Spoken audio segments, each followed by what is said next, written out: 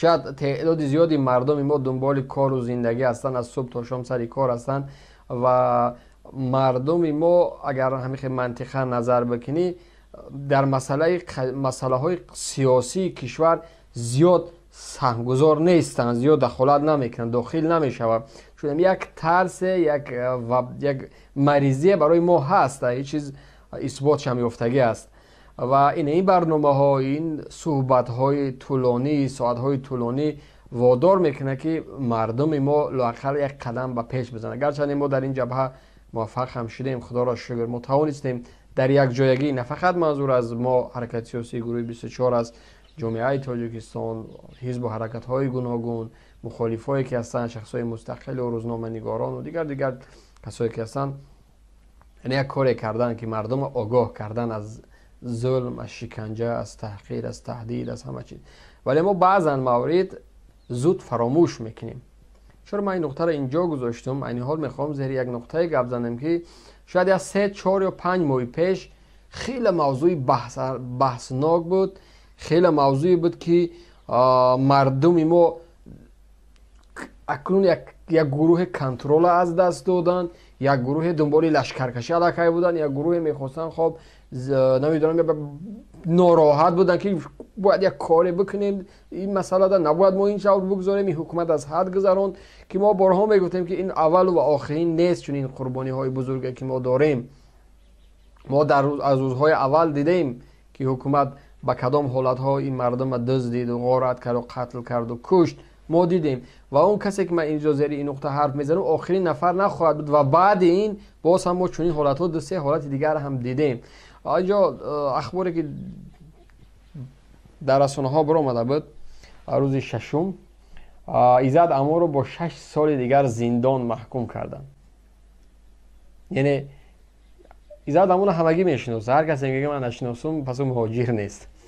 همه مهاجرای ما میدونن، زیاده از 80%ش من فکر کنم یعنی معلوماتی دربارش گرفتن، کی است و چی است و از برد و باخته ایشون گپ نمیزنیم، چون ما بارها گپ زدیم. از کی و چی و چی کار میکرد و چی فعالیت میکرد ما گپ نمیزنیم، چون حرف زدیم.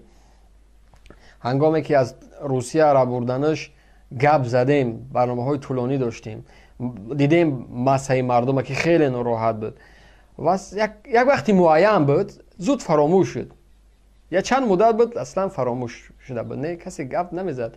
کسایی که خیلی احساساتی شده بودند، کسایی که ناراحت شده بودند، کسانی که الکی تمام گفتن خب دیگه با فکر رحمان و دیگه راحت گذارم، ما باید کاری بکنیم، خب آیسته آیسته آرام شدن.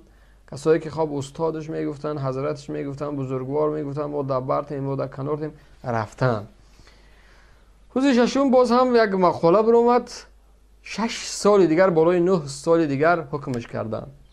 عجیب نوجوان مردی، عجیب. ما برای چی میگم حکومت رحمانوف یک حکومت مریض است، یک حکومت اصلا چی گونه این ذکر نام کرده. ببینده مسئولیت سفارت و مسئولیت وزارت کارهای خارجی و اون سفیرها و اون نماینده هایی که در سفارت کار میکنن، مسئولیت اونها بود این کاری که ایزد امان میکرد.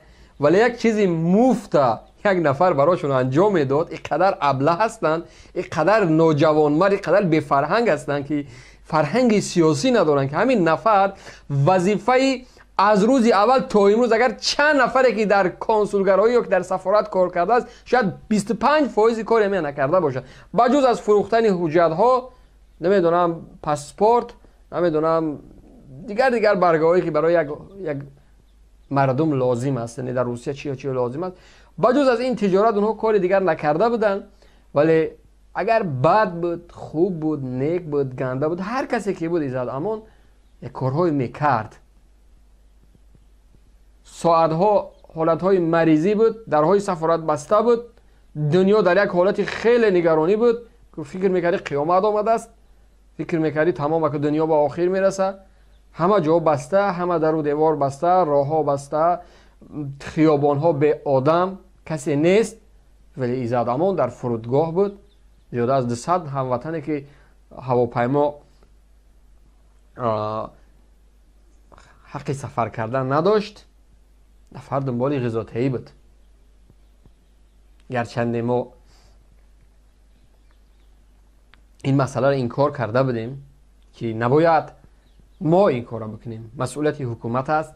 ما باید دو پا را در یک موضع بگذاریم تا حکومت بالای نقطه کار بکنه. ولی ایشان میرفت اگر میطلبید، اگر مجبور میکرد، اگر خواهش میکرد، اگر زاره میکرد از صاحبای بازارها، از میلیونرها، از پولدارها، از بچه های تاجیک پول میگرفت، دنبال کمک بود. فانی مخصوص داشتن، مردم می اومدن از مرکزشون غذا میگرفتن، زمستان هم بود، هوا سرد هم بود، بیماری هم بود، در و دریزه ها بسته بود، مغازه ها بسته بود، ولی میرفتن از بعضه ها بار میبرن برای مردم میدادن. اگر یک نفر یا که 100 نفر هم از دست ایشون نان خورده باشه یک روزه، نباید فراموش میکرد. ولی زود فراموش شد. بله، چرا؟ تاریخ 13 ساله که ما داریم نشان داده است که ما همه گونه مردم هستیم. ما همه گونه هستیم. احمد شاه مسعود فراموش نمیشه، نه؟ تا امروز عکساش در صحیفه های بعضی ها دور میزنه. و دیگر از هر کسی که نباشه، ولی فرزندان واقعی این ملت قدرگذاری نمیشوند، زود فراموش میشوند. زود. من نمیگم ما باید از اونها گرای، قهرمان، در تمام جا از اونها باید گفته شود، نمیدونم فلان و این و آن، خواه دیگه. ولی کسایی که لااقل از ایشان نان خورده بدن، آیا باره هم از احوال زندگی اونها، از زن و فرزندان اونها، گرچه که من امیدوار هستم که خداوند هیچگاه نیازمند نکنه یک برادر زندانی را که نیازی ما و شما داشته باشه. هیچگاه خداوند بالای هیچ عضو این ملت این حالت نبیوره. ولی زندگی تاجیکستان برای ما و شما معلوم است که اگر فرزند، اگر پدر زندان شد، او عائله را دیگر خدا میدونه او در کدام حالت است. اگر برادرای بناموس داشته باشن، خش و تبار و فامیلای پولدار و بناموس داشته باشن، شاید کمی نظارت بکنن. این هم موقتی است، این چیز اثبات شده است. ما بارها دیدیم در زندگی ریالی مردم، ما دیدیم این حالت ها را. ولی برادرم بعد از چند ماهی که حکمش کرده بودن و 9 سال زندانش کردن برای کدام جنایت، حال هم اثبات خودش نیافته است. کدام فکر را پیدا کردن، یک چند نواری ساخته کردن که معلوم شد و کسی گفتن قرضدار هستن که بردن پولهاش دادن، ولی باز یک جرم دیگه کردن. یک نواری خیلی کوتاه هست، هنگامی یعنی نمیدونم با سری سود میبردن یا که از سود با کدام شعبه پلیس میبردن، زندان میبردن، کجا میبردن، اونجا یک نوار خیلی کوتاه گرفتن. مرحمت.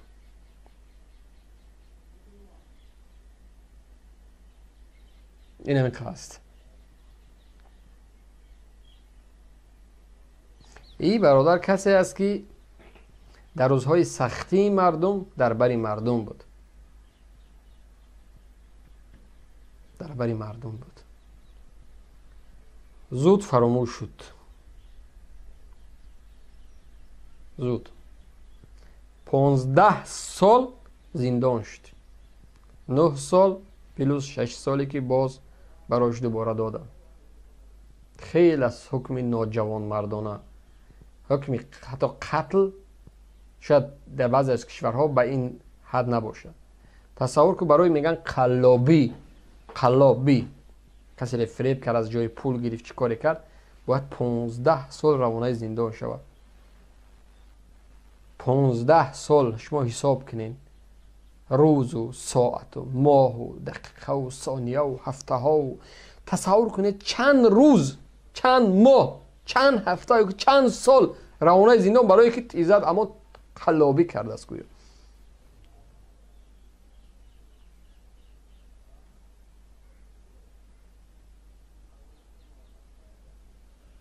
هیچ به عقل درست نمیبیاده. چون این حکمه های نوجوان مردانه که سودهای تاجیکستان بالای مردم پیاده میکنه بسیار نوجوان مردانه است.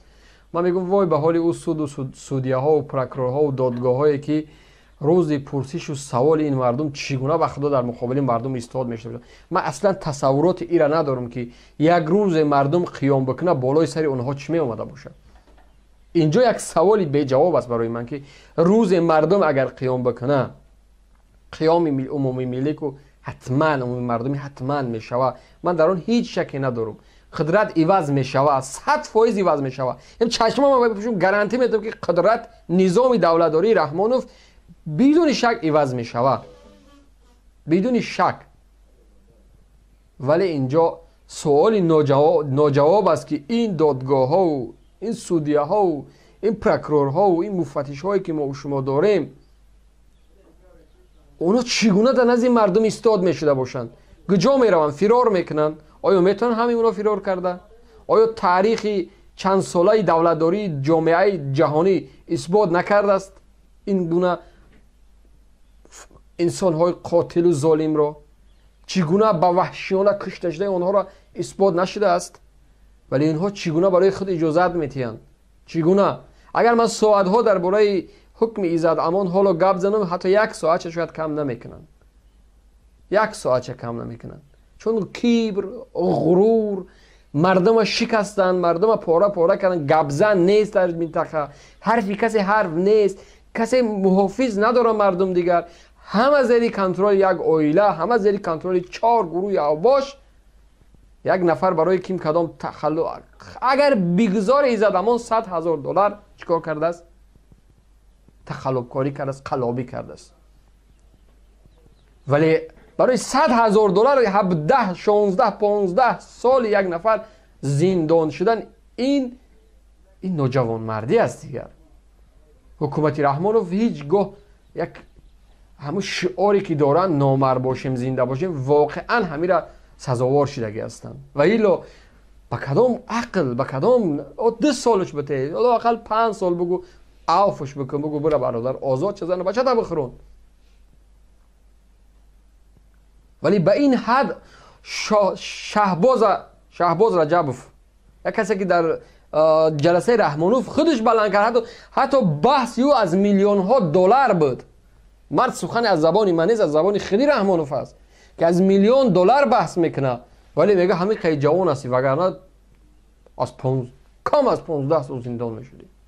ببین یک نفری که تا $میلیون‌ها خسارات به بودجه کشور آورده است، برای جوان بودنش آزاد بوده است، ولی در زندان ما پر از جوان ها است. آخر یعنی حرفای خودی رحمانوف اساس نداره. حرفای رحمانوف نمیتونه حکم قانونی بگیره، نمیتونه دلیل باشه برای جامعه که هم سود میشه، هم پروکرور میشه، هم مفتش میشه، نمیدونم هم دادگاه میشه. هر کاری که میکنه یک نفرم میبره حکم شمیتیا عفوش میکنه، میبخشه، میگه برای دنبال زندگیت. ولی برای یک نفری که اگر $100,000 هم خسارات آورده باشه، کسر فریب کرده باشه، وقتی که عملهای او را، کرداری او را، فعالیتی او را، زحمتهای شبانه روزی او را وقتی در پله ترازو میمونی، اگر فریب کرده است، من اگر امروز مسئول میشدم، در سطح راهبریت میشدم، من این جوانا را میگفتم من ای بودجه کشور پرداخت میکنم تا ایبرا خدمت بکنم برای ملت. آیفونی که رحمانوف برای مرد کشوده هر سالانه چند صد میلیون قرض میکنه از بودجه کشور، 5% میدزده.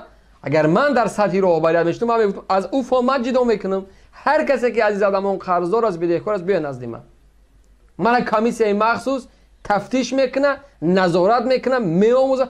اگر واقعا حالت داره از این فاند پرداخت میشوه، ولی ایشون باید برود دنبال خدمتش برای مردم.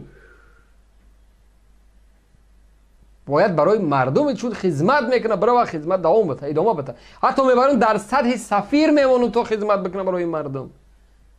وقتی مسئولیت یک سفیر انجام میده، مسئولیت یک نماینده حکومت در خارج کشور انجام میده، چرا باید 15 سال این دام بشه؟ من نمیفهمم واقعا در فهمش این حکومتی ما. من تو این درجه نمیفهمم شما گاو هستین. ما میدونم ظالمین، ما میدونم قاتلین، ما میدونم شما خائن و وطن فروشین، ولی به این حد گوسپند بدن تو من نمیفهمم که وظیفه شما رو انجام دادین، مسئولیت شما رو انجام دادین در سطح راهبریت. وظیفه‌ای که باید شما برای این ملت بکنین، میلیون ها مهاجر ما داریم، باید در هر یک شهر، در هر یک ریان، در هر یک ولایت روسیه باید ده ها تا چون ایزد امان کار بکنه باید بالای مهاجرای ما. ولی شما یک تا انگوش شمار، 2 تا انگوش شماری که میبینین، کریم جان یارو و بالاش دیلک شدین، فرار کرد، ایشا بردین زندان کردین، کرامت شریف کشتین، کی موند؟ هست بعد از بین رفتن ایزد آیا جای ایرا کسی اومد گرفت، شاید یک کسی میبینه از این بهتر ولی جایی را گرفتن نمیتونه. این فرموله خیلی همین زندگی است، نمیتونه. از این بهتر میشه که از این بدتر میشه ولی جایی را نمیتونه گرفتن.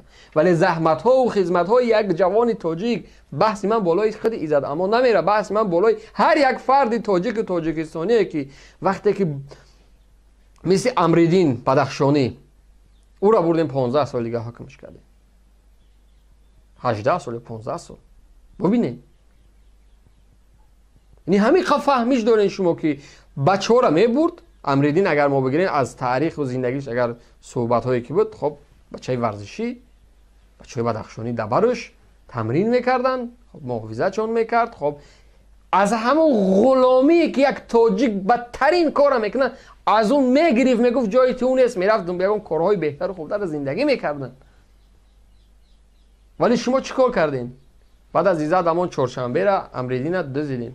ما گفته بودیم اینها هم آخران نیستن، امریدین و چهارشنبه هم آخران کسایی نیستن که چنین حالت دزدیده میشوند. دوام داره، ظلم دوام داره تا آخرین نفسی که رحمان در سر قدرت نفس میکشه با همین ظلم است.